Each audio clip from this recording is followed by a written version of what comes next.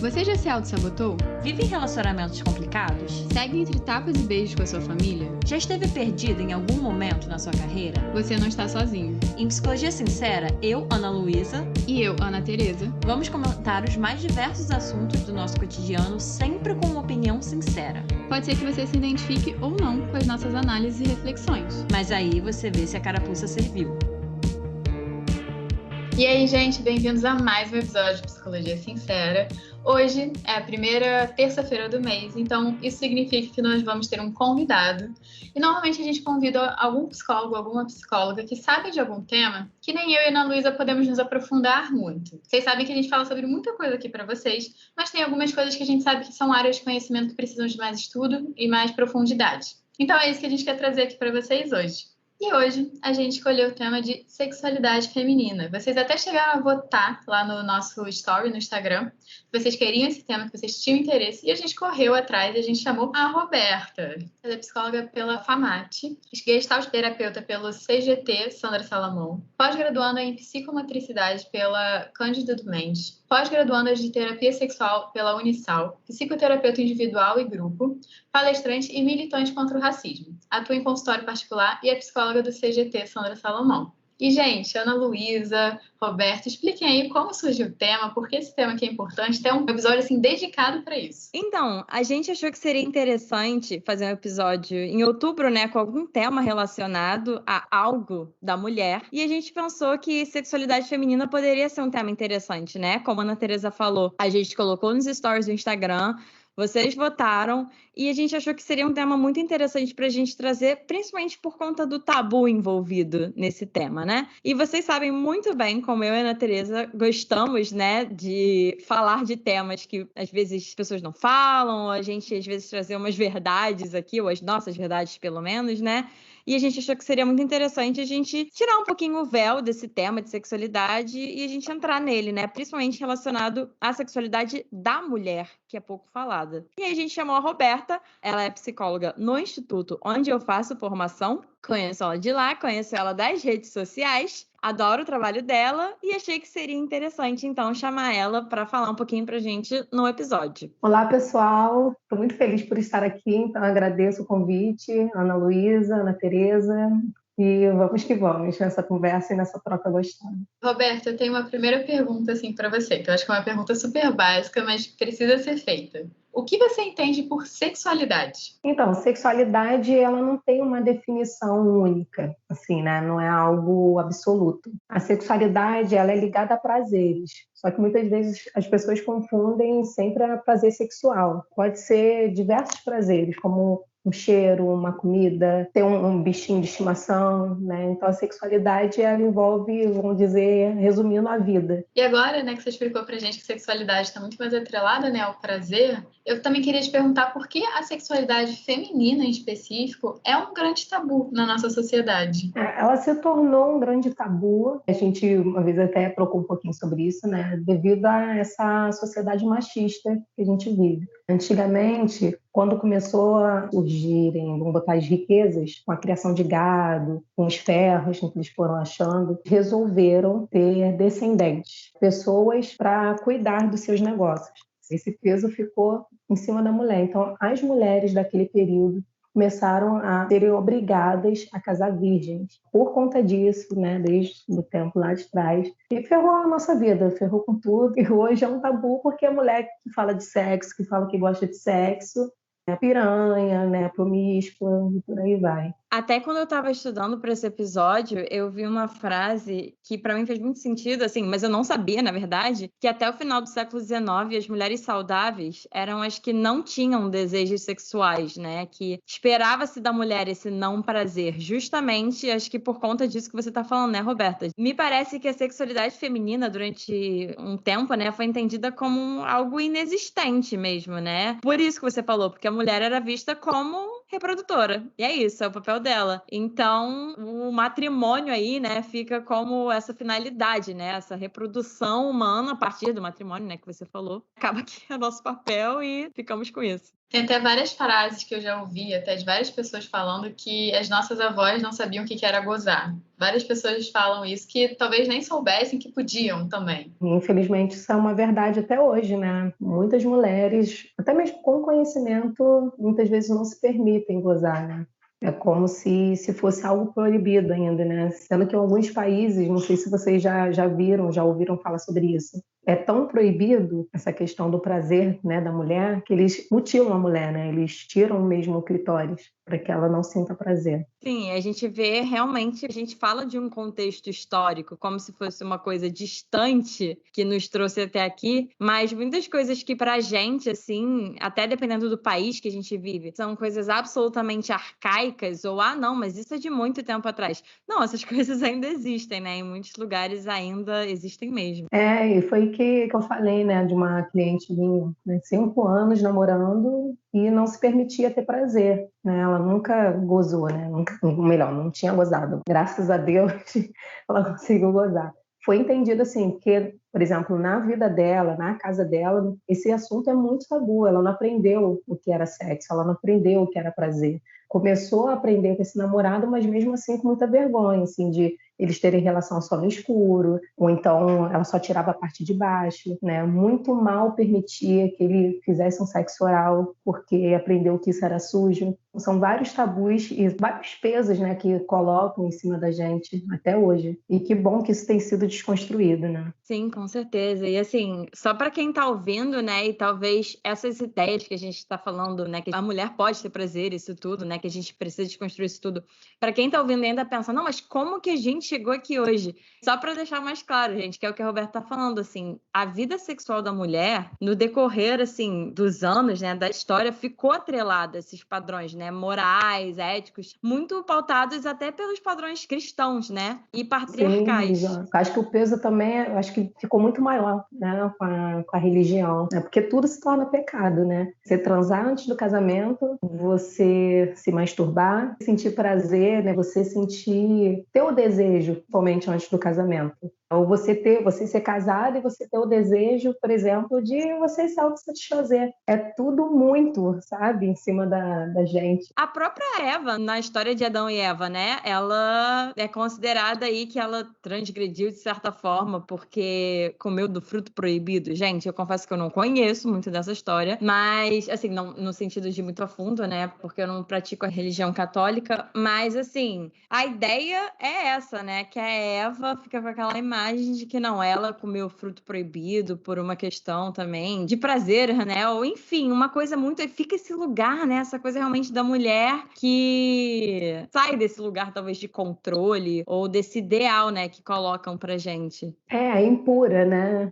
É impura, manipuladora. Tanto que depois o Adão falou, né? Quando Deus perguntou, Adão falou, a mulher que tu me deste, né? Então, tipo, ainda joga mais uma coisa, né? Não fui eu não, foi ela que me influenciou. E, gente, a gente está falando desse contexto, né, do machismo e desses valores cristãos, que acaba que tudo isso faz parte da nossa história e acaba tornando a sociedade do jeito que ela é. Mas o que ajudou a gente, assim, a ir evoluindo aos pouquinhos e a gente está podendo fazer esse episódio aqui hoje, para falar sobre isso, que é um assunto que as pessoas realmente querem falar sobre? Eu vejo muito como um movimento feminista, né? Assim como muitas coisas que nós, o mulherismo, né? Como nós mulheres conquistamos, nós mulheres chegamos até aqui por conta desses movimentos que aquelas mulheres lá atrás fizeram. Sei que existe o feminismo negro, mas vamos fazer uma junção. Elas batalharam para estarmos aqui, para trabalharmos, para igualar o salário, para nos permitir a escola, porque isso também nós não tínhamos direito. Então, até mesmo para gozar, né? Transar, sentir prazer e gozar. A própria chegada da pílula anticoncepcional, né? Que passa a separar, de certa Sim, forma, o sexo reprodutivo do sexo prazeroso. E assim, eu nem tinha me dado conta, na verdade, também, de novo, estudando para esse episódio, que eu pensei, gente, verdade, faz sentido que tem agora essa separação, né, a partir da pílula. Perfeito, Ana Luísa. Essa criação da pílula fez com que nós pudéssemos ser livres, né, para transar na hora que quisesse, com quem quisesse, e sem engravidar. É claro, também, né, gente, lembrando que por favor, use camisinha, porque a pílula não elimina IST. Então, a camisinha é importante também por conta disso, né? E levando em consideração, né, todo esse contexto histórico que a gente trouxe, como é que está no dia a dia hoje, né? Essa relação da mulher com sexo, da mulher com sexualidade. Como é que vocês veem isso hoje? Eu vejo que ainda muitas de nós, mulheres, carregam uma culpa muito grande quando, por exemplo, quer fazer um sexo casual, por exemplo, se masturbar, quer usar um sex toy, né? Um brinquedinho. Acho que fica muito por esse lado, assim. Né? De muita culpa, de eu estou fazendo algo errado. E você, Ana Luísa? Para mim, eu acho que de muitas formas, assim, na verdade, né? A gente ainda vê isso no dia a dia, por exemplo, isso tudo que você falou da culpa. Entra muito nesse estigma da mulher que é promíscua, né? Que se preocupa com o prazer. Aí entra nesse lugar, né? Como se fosse uma coisa suja ainda. É óbvio, a gente está melhorando nesse aspecto, né? Ainda tem muito que a gente caminhar nesse sentido. E eu acho até que essa vergonha, né, que a gente está falando, que é uma culpa, porque eu já puxei logo para vergonha, também muitas vezes impedem dessas mulheres procurarem atendimento de saúde, até na questão assim de começar a entender o próprio corpo, entender a própria fisionomia, não conversar entre si sobre sexualidade. Eu pego até do meu grupo de amizades, assim, tem amigas minhas que falam super tranquilamente sobre sexo e outras que você vê claramente que elas estão super desconfortáveis falando sobre aquilo.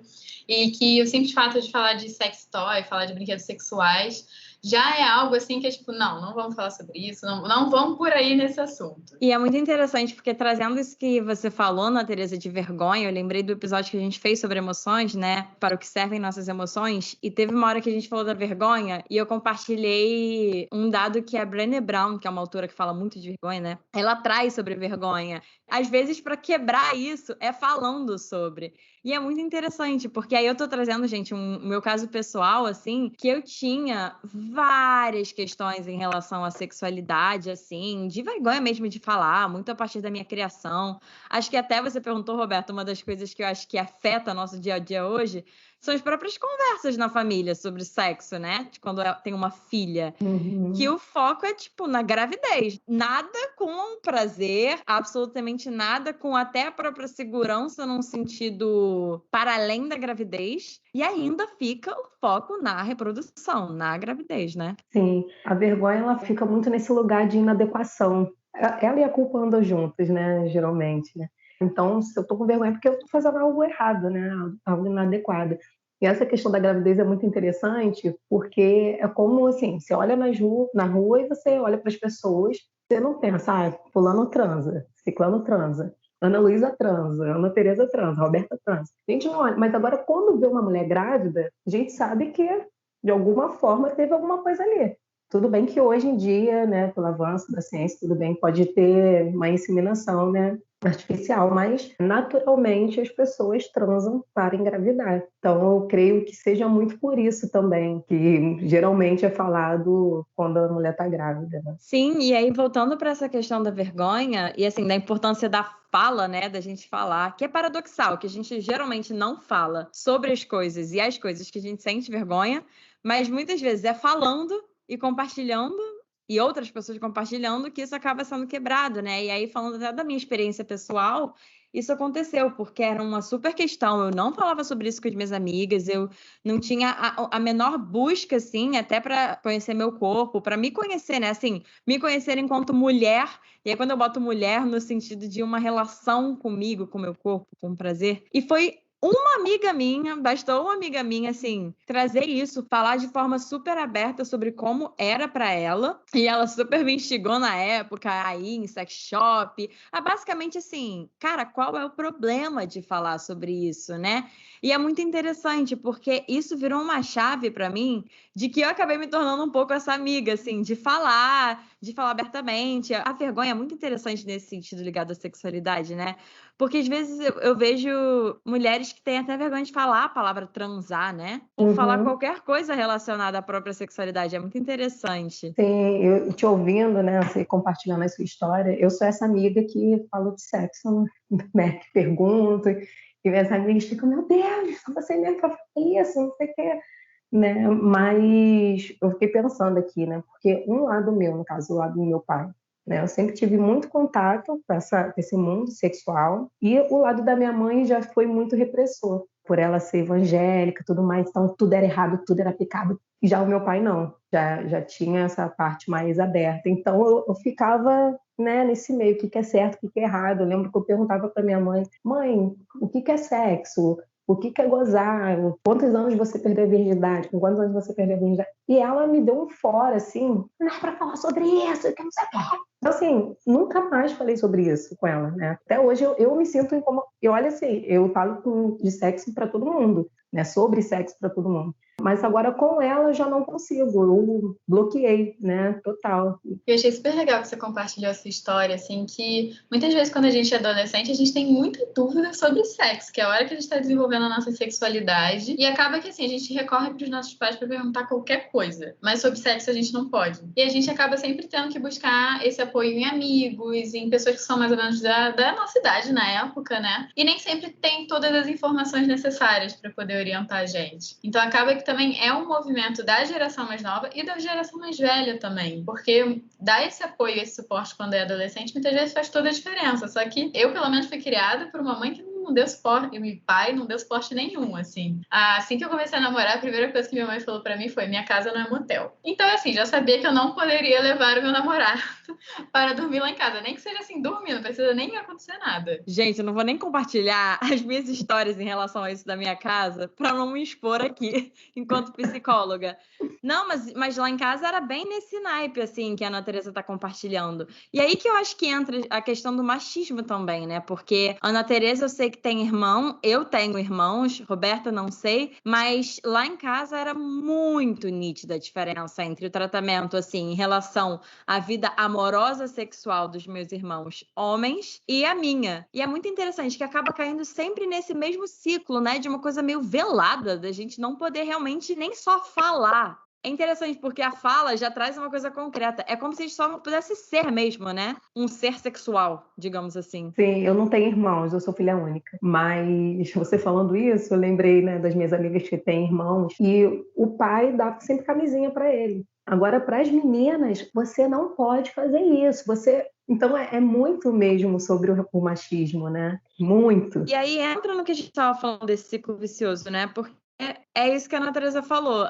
A adolescência é essa fase, e aí caminhando para a vida jovem adulta, em que a gente tá, né? A gente tá se descobrindo, a gente tá começando a pensar em coisas que a gente nunca tinha pensado antes, e aí quer conhecer, e aí, geralmente a gente recorreria aos nossos pais. Mas aí falando especificamente de mulheres, principalmente se for criado numa família mais tradicional, né? Não vai ser um lugar para poder buscar isso, né, Roberta? E aí, só que se a gente tem entranhado dentro da gente essa noção de vergonha de falar sobre isso, às vezes a gente não vai falar nem com as nossas amigas sobre, né? Aí eu tô falando mais num sentido mais pra adolescência, assim, iniciozinho da vida jovem adulta, porque, aí não sei, eu vou falar da minha experiência que chegou um ponto em que isso foi ficando mais tranquilo de falar sobre. Mas demorou, assim, eu acho que isso também depende muito de cada pessoa e da criação, né? Onde eu fico também muito preocupada, né? Hoje em dia, eu acho que nem tanto, porque hoje nós falamos, por exemplo, nós estamos aqui fazendo esse podcast falando sobre isso. Mas na minha época, você via assim, eram muito, ainda hoje tem, mas era muito adolescente engravidando, sabe? Mas justamente por isso, porque não sabia o que fazer, não sabia o que tinha que usar, não sabia o que tomar, para que isso não ocorresse. Então hoje, acho que falta de informação, né? Acho que não precisava falar, ó, você vai lá, abre as pernas e, né? Não é isso.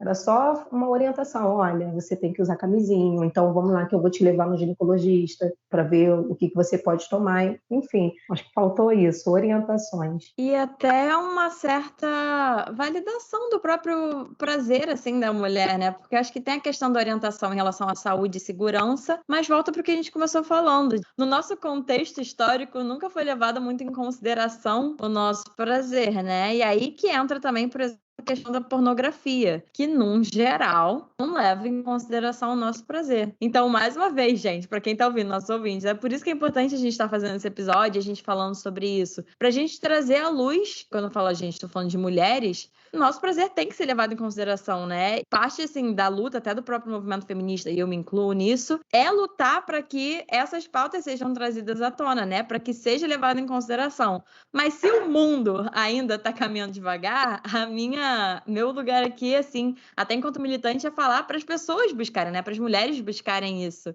Não esperarem do outro, né? Não esperarem do mundo. Sim, se colocarem, né, se não tiver legal, falar, olha, não está legal assim, vamos fazer de outra forma. Acho que até isso nos foi proibido também, né, de falar, até porque gera prazer. E quando você falou da pornografia, lembrando aqui de alguns filmes, a gente, né, eu vi, né, eu vejo como que é violento. Tanto que antigamente, quando eu era adolescente, eu achava o máximo, né? Caramba, olha isso que faz, olha aí. E a mulher grita, que é... Gente, a primeira vez que eu fiz não foi nada disso. Para mim foi péssimo. Eu queria sentir aquele prazer de gritar igual aquelas mulheres loucas, né? Mas não foi nada prazeroso para mim, eu, Roberta, né? Então, infelizmente, muitos homens aprendem a transar vendo filme pornô. Pelo menos os meus amigos, assim, tem um primo meu que minha prima sempre colocava filme pornô para ele assistir, ele novo ainda, e eu falava, cara, por que você tá botando isso para ele? Eu já era adulta.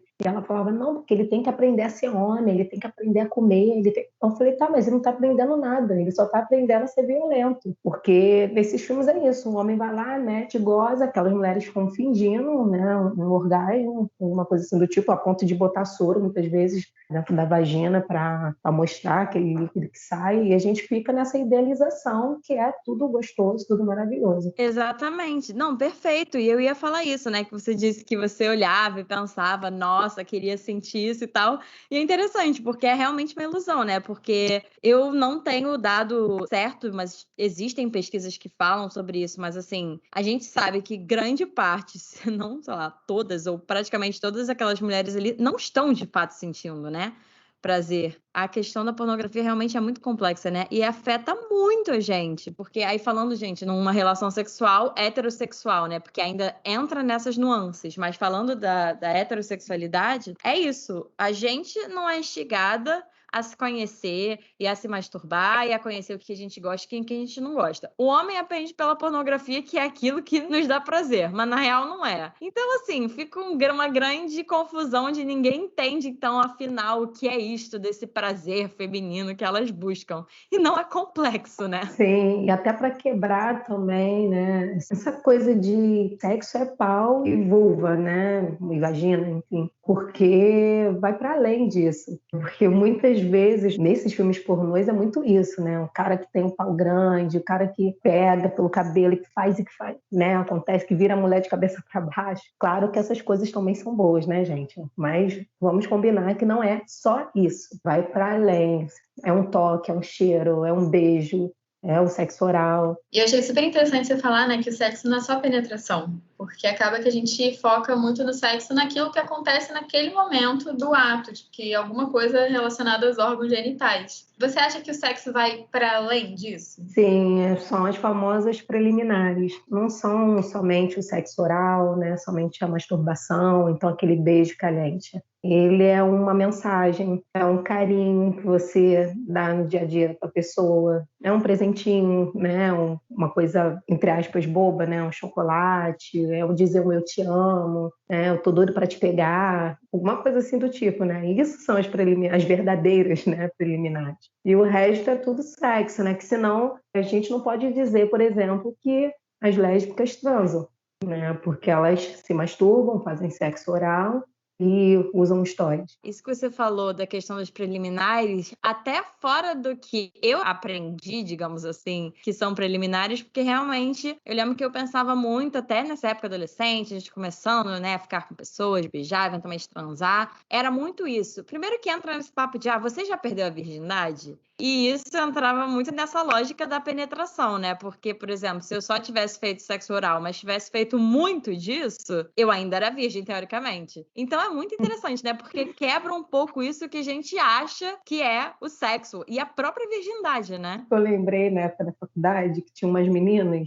que queriam casar virgem, só que elas faziam sexo anal. Mas tudo, aí a gente para analisar, né? Mas tudo para proteger o ímã, justamente com essa ideia, né, de não, eu vou ser virgem, eu vou casar virgem. Mas estava ali fazendo sexo oral, sexo anal, ou seja, não é mais virgem.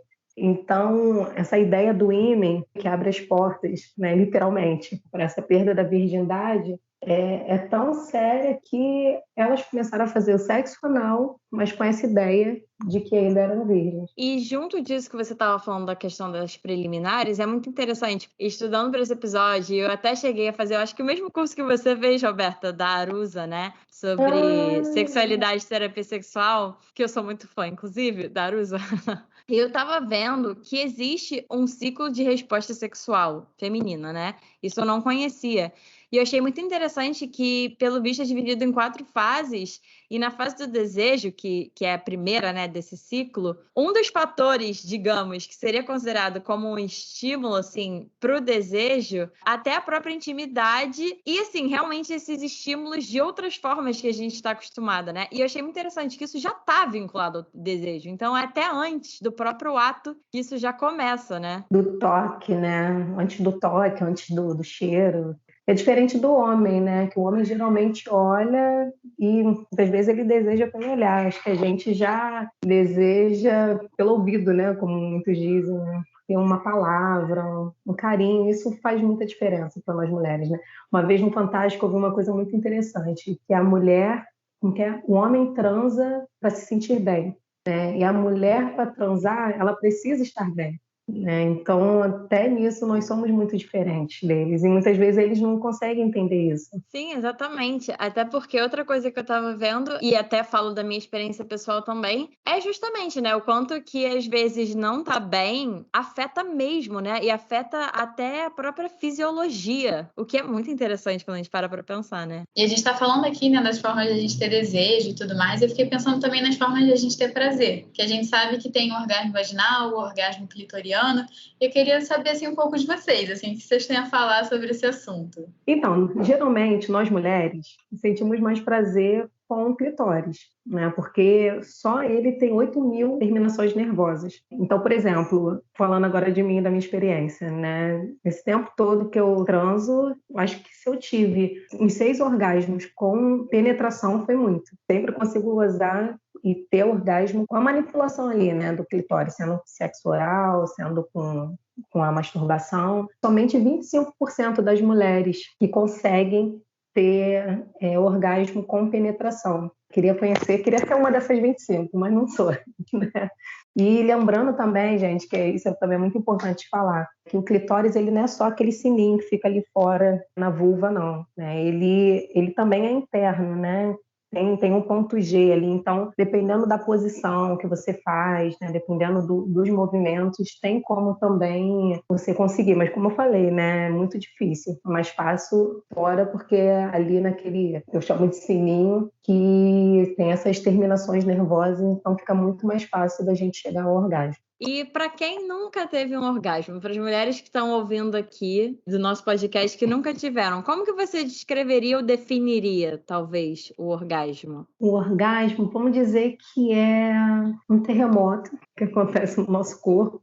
É porque o corpo da mulher ele se contrai, né? Ele tem 32 contrações e assim por segundos, né? Geralmente por 30 segundos. Então é aquele tremor mesmo, né?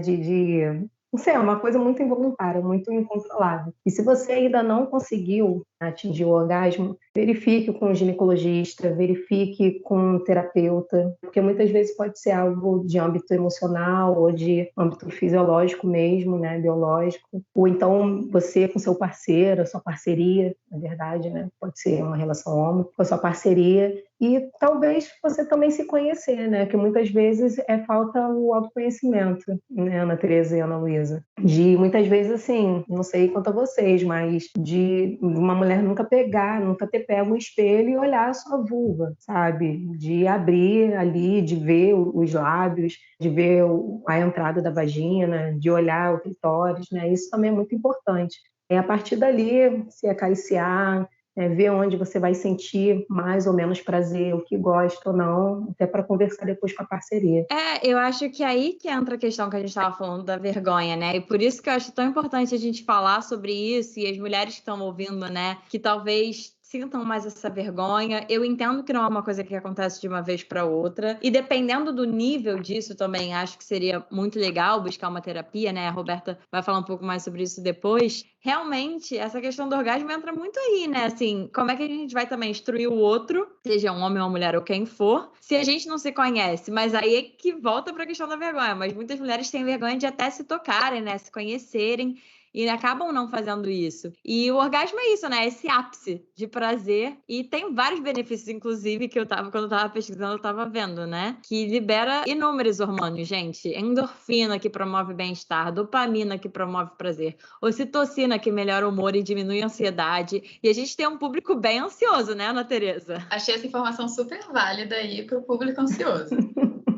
E agora, gente, eu queria também trazer uns mitos e verdades. Fui pesquisando assim na internet algumas afirmações sobre prazer feminino, sobre sexo, que eu queria trazer aqui para a Roberta, que é especialista nisso, conversar sobre esses tópicos com a gente. Que eu acho que foram tópicos até que eu já tive mitos sobre isso, ou eu já pensei dessa forma, e acredito que muita gente também pode estar pensando. E a primeira frase que eu queria trazer aqui é que o desejo do homem depende muito de estímulos visuais, e o da mulher não. Isso é verdadeiro ou falso, Roberto? É falso, gente, é falso, porque mulher também precisa e sente desejo quando vê algo maravilhoso. Eu acho que vai muito realmente de pessoa para pessoa, mas eu acho que, no geral, nós somos seres muito visuais, né? Assim, e aí falando em relação à experiência pessoal e de pessoas que eu conheço, isso varia muito. Conheço pessoas que ficam mais voltadas para isso de estímulos visuais, tanto mulheres quanto homens, e menos, mas, no geral, acho que todo mundo que eu conheço, de certa forma, fica atrelado a sentir aquela atração física, assim, inicial, pelo menos, né? Aí falando assim,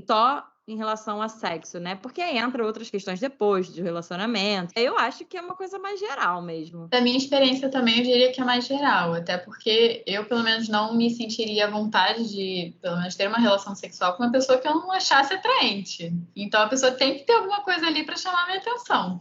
E outra frase que eu também achei na internet é que mulheres sempre necessitam das preliminares para sentir prazer. Isso é verdade ou mentira? Então, quando coloca muito essa questão do sempre ou nunca, isso para mim é muito pesado, no sentido de que nós somos seres que estamos, né? Então, não é sempre. Mas na maioria das vezes, sim. Lembrando que, como a gente já conversou aqui, né? As preliminares, como você é tratada, geralmente. Porque uma das coisas, né? Você falou da Arusa, que eu aprendi no curso dela, que eu achei sensacional, foram duas perguntas, que é por que você transa e para que você transa. Então, às vezes a pessoa vai fazer sexo porque ela recebeu uma preliminar no sentido de um carinho, né, uma carta, um presente, enfim, que mexeu com ela sexualmente. Ou então ela vai fazer sexo por raiva, ela vai fazer sexo para se vingar, ela vai fazer sexo para engravidar. Mas, geralmente, normalmente, nós mulheres precisamos dessas preliminares, sim, desses cuidados, desse carinho para que a gente sinta vontade de transar. Até porque, lembrando do que eu estudei para esse episódio do ciclo da resposta, como tem essas fases, né, do desejo, da excitação, até chegar no orgasmo, até pra gente, e aí levando em consideração que teria penetração, né, que nem sempre tem, mas para ter penetração, num geral, a gente precisa pelo menos de alguma coisa para estar lubrificada, né? Então, acho que entra um pouco nessa questão da preliminar, mas lembrando, gente, que preliminar é algo mais amplo, agora que a Roberta trouxe aqui pra gente essa visão de um olhar mais amplo, né, do que são preliminares. E acho que isso também do sempre nunca complica, né? Outra frase também que eu acho importante falar é que mulheres só se sentem à vontade para fazer sexo com amor. Mais uma vez, nos romantizando, né? Não, mulheres sentem vontade de fazer sexo para se satisfazer, por amor, por vingança, por raiva, para engravidar, como eu falei aqui, né? Por vários outros motivos. E por amor também, mas não sempre. E outra frase também que eu acho que é importante, né, a gente discutir sobre, que é o tamanho do pênis influencia no prazer da mulher. Olha, essa é uma questão bem complexa, né? Eu acho que, lembrando, gente, isso é algo importante também, que a vagina, o comprimento da vagina são 8 centímetros, né? Então, a partir daí a gente já pensa, né? Às vezes vem um cara com 20, 22, 23, 24 centímetros e muitas vezes não sabe usar. vai machucar essa pessoa, né? Vai machucar essa mulher. Enfim, acho que isso vai muito de mulher para mulher. Eu achei super interessante você falar isso, que eu tenho amigas que já tiveram questões, assim, com os namorados, que a penetração doía exatamente por causa do tamanho do pênis do namorado. E acabava que, como é sempre vendida na nossa sociedade, quanto maior, melhor, elas ficavam, tá, mas e aí? Eu sinto dor, tá, mas e aí? Todo mundo, assim, o pênis do meu namorado é grande, eu deveria estar feliz com isso. E muitas vezes, para elas, né, no geral, era uma relação, assim, muito dolorosa e muitas vezes, assim, não tão prazerosa. E até em relação a isso que você falou, Roberto, e junto do que você tá falando, Ana Tereza, acho que entra essa questão, né, que o tamanho pode influenciar nesse sentido, assim, com todas as nuances envolvidas, mas acho que volta para a questão de, se o homem também não tá sabendo o que ele tá fazendo, eu volto para a questão da lubrificação. E a mulher não estiver lubrificada, pode machucar. Se ele não sabe o que fazer para deixar ela lubrificada, às vezes vai doer, não vai ser prazeroso por conta disso, né? Então, acho que assim, eu diria, até da minha experiência pessoal e também de amigas, do que a gente conversa, que influencia, mas não é só isso também, né? Sim, disse tudo, Ana Luísa. Verdade. Lembrando, né, também, como a gente já falou, né, que o sexo não é só isso, né? Acho que quando coloca essa questão do tamanho, é como se fosse um prêmio, né? Quando a Ana Teresa falou, nossa, eu tinha que estar feliz porque ele tem um pau grande. Como se fosse um prêmio, sabe? E muitas vezes vai ser muito ruim, porque o cara não sabe fazer.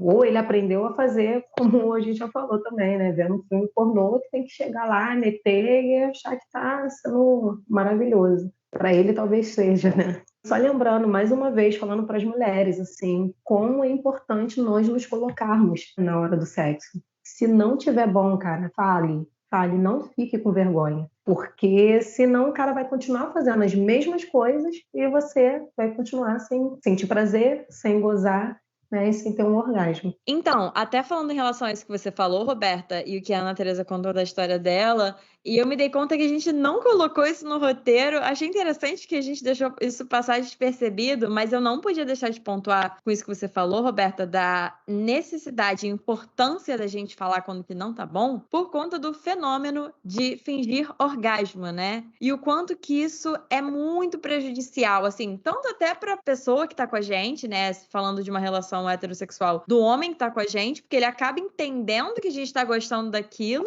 então acaba sendo mais um estímulo, né, para ele entender que a gente tá gostando e para ele continuar fazendo o que ele tá fazendo. Só que, na verdade, a gente tá fingindo, né? Então, provavelmente não tá bom assim. Então, só queria pontuar isso aqui, né, que da importância da gente falar quando não tá bom e a importância da gente não fingir que tá bom quando não tá bom. E aí eu sei que isso entra em muitas questões, assim, de mas é para ele se sentir bem, porque às vezes se eu não fingir... Aí, gente, entra em todo um outro tópico. É importante a gente pontuar isso, né? Senão a gente tá colocando, mais uma vez, o prazer e a felicidade de outra pessoa na frente do nosso, né? Sim, bem interessante você falar isso, né? Eu ia deixar essa reflexão, mas você já concluiu, assim, já respondeu. Que é fingir orgasmo para quê? Ou para quem? E geralmente é bem isso, né? Para satisfazer o outro, né? Para o outro achar que, caraca, eu consegui, ou outra, né? Não, e é interessante, porque a gente tá fazendo esse processo de fazer o outro e a gente não tá nem um pouco satisfeita, né?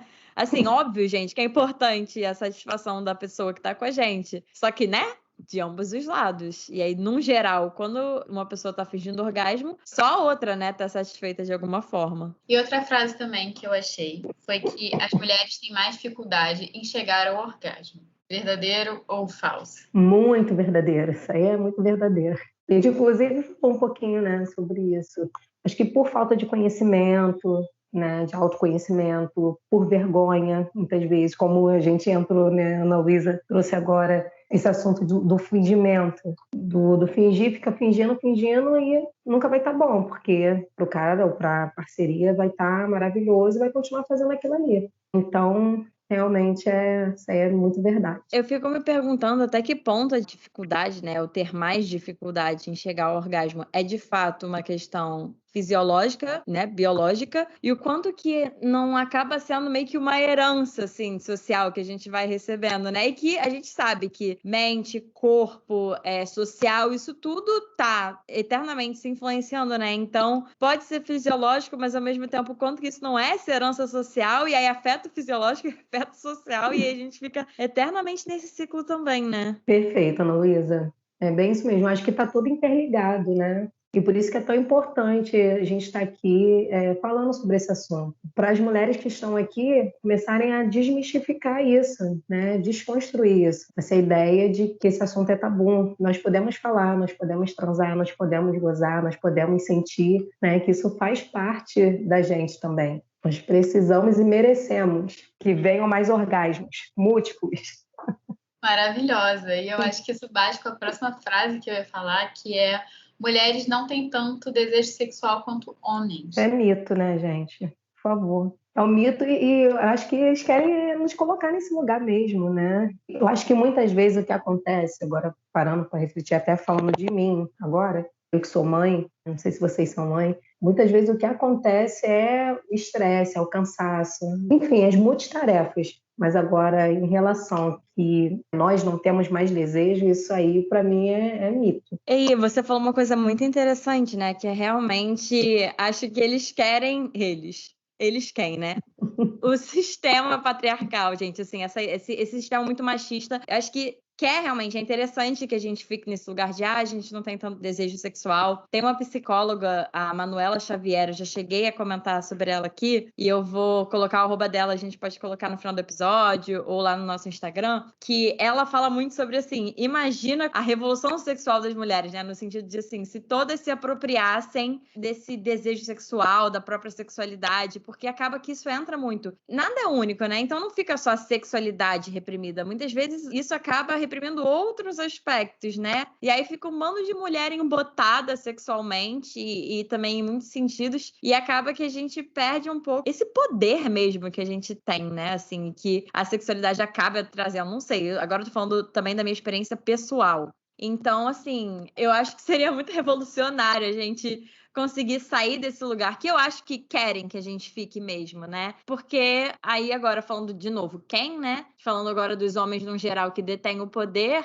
eles continuam tendo poder quando a gente tá nesse lugar, né? De submissão, digamos assim, e não tanto contato com os nossos desejos e com a nossa sexualidade. Então talvez seja interessante que a gente não tenha tanto desejo sexual quanto os homens, né? Mas, gente, a gente tem. Até explicar, por eles terem um nível maior, né, de testosterona, geralmente eles ficam mais exacerbados, né? Mas nós também temos muito. Para a gente finalizando aqui o episódio, eu queria fazer uma pergunta de como é que a terapia pode ajudar uma mulher a ir descobrindo seu próprio prazer, assim, que eu acho que a gente falou sobre tudo isso daqui hoje no episódio, e algumas vezes eu fico com uma pergunta, né? Eu acho que os ouvintes podem ficar com uma pergunta de como é que isso se traduz para a terapia, né? Como é que uma psicóloga pode me ajudar com isso? Eu acho que, primeiro, nada como autoconhecimento, né? Quando a pessoa começa a se conhecer, a se empoderar, como diz aquela música, se não me engano, é da Isa, Dona de Mim, quando ela começa a ser dona de si, né? A se respeitar, a se dar limite, a colocar limite no outro. A terapia ajuda em tudo isso, né? Vamos tirar as escamas dos olhos, né? Ela vai começar a perceber o que é dela, quais são as crenças, quais são as culturas, o que realmente ela acredita, ou se foi algo introjetado, se foi algo imposto pela família ou pela sociedade, enfim, por amigos, né? E ela vai começar a separar aquilo, e a partir disso ela vai fazer uma escolha. Se ela vai querer continuar umas coisas que ela aprendeu, que ela foi engolindo, ou se ela vai fazer de formas diferentes. Nesse caso, né, como a gente já falou também do autoconhecimento, como sexóloga, né, futura sexóloga, né, nós sempre ensinamos também a se olhar, a se tocar, a conversar mesmo com o corpo, sabe? Ver o que ela gosta ou não, o que é respeitoso para ela ou não, e por aí vai. Então, façam terapia, gente. Tem 3 pessoas aqui maravilhosas falando com vocês, né? Então, nos procurem qualquer coisa, porque terapia é vida, terapia é transformação.